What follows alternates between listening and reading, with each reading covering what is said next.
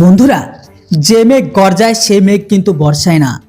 আর এই মুহূর্তে একটা ভিডিও গোটা বিশ্বে এমন এমন হাঙ্গামাকে খাড়া করে দিয়েছে। তার কারণ হচ্ছে একটাই, যে এই মুহূর্তে ইরানের রেভলিউশনারি গার্ড, যাদেরকে ইরান তাদেরকে সব থেকে এলিট কমান্ডো হবে, তারা তাদের হেলিকপ্টারে করে একটি মালবাহী জাহাজকে হাইজ্যাক করে। আর এটা হচ্ছে কমার্শিয়াল জাহাজ, যেটার কাজ হচ্ছে আজকের দিনে মালকে এক জায়গা থেকে অন্য জায়গায় স্থানান্তর করা।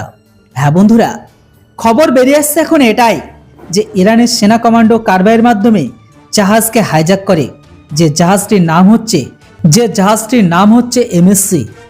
এই জাহাজটিতে যতজন লোক ছিল, মানে যতজন পরিচালনা করতে ওই জাহাজটিকে, সবাইকে তাদের নিজেদের বন্দী বানিয়ে নিয়েছে। যে জাহাজটি স্টেট অফ হরমুজ থেকে ইরানে চলে যাচ্ছে। এখন বলে দিই আপনাদের, আজকের দিনে গোটা বিশ্বের 40% কাঁচা তেল কিন্তু এই হরমুজ প্রণালী দিয়ে চলে যায় বা বের হয়। আর ইরান এখন এখানে কিন্তু কমান্ডো কারবাই করে। আর এখন এই শিপটি ইরানের দিকে যাচ্ছে। বন্ধুরা, ইরানের কমান্ডো কারবাইতে গোটা বিশ্ব অবাক এই কারণে। সাথে ইরান এই কাজ কেন করলো, চলুন আপনাদের প্রথম প্রশ্নের উত্তরটা দিয়ে দিই। প্রথমে হচ্ছে, এই জাহাজটা কিন্তু ভারতের দিকে আসছিল ইউএই থেকে। মানে এটিতে যে সমস্ত জিনিসপত্রগুলো সেগুলো কিন্তু ভারতের। আর এই জাহাজটিকে ইরান কবজা করে। এমতো অবস্থায় ইন্ডিয়ান জাহাজকে টার্গেট করা, এটা কিন্তু অনেক বড় একটা ব্যাপার।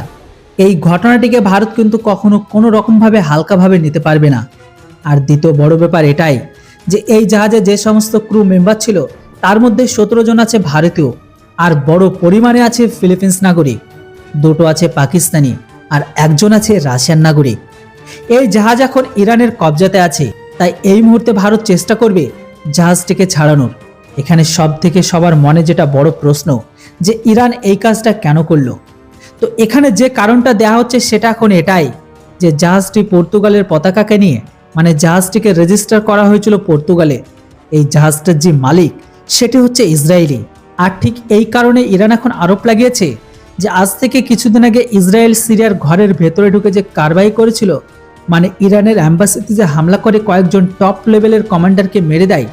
আর এরই ওপর বারবার বলছিল ইরান যে আমরা এর বদলা অবশ্যই নেব, কিন্তু এখনো পর্যন্ত কোনো বদলা তো নিতে দেখা যায়নি।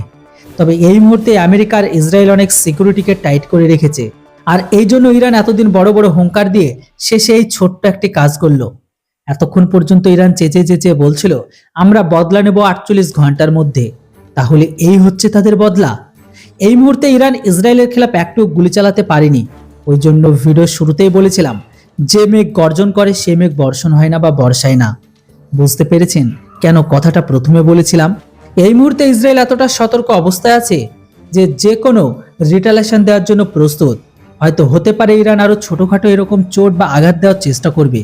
তো ইরান এখন বলছে আমরা ইসরায়েলকে আঘাত করছি, তাদেরকে রাস্তায় থামিয়ে, তো আমরা আবারও এর বদলা নেব ইসরায়েলের উপর। বন্ধুরা, পরে কি করবে সেটা তো জানি না, তবে ইরানের আপাতত এটাই হলো বদলা। এবার আপনারাই বলুন, ইরান কি তার আল্লাহকে বেশি ভয় পেল না ইসরায়েলকে? আমি জানি আজকের দিনে বিশ্বের সমস্ত মুসলিমরা আল্লাহর থেকে বেশি ভয় পায় ইসরায়েলকে।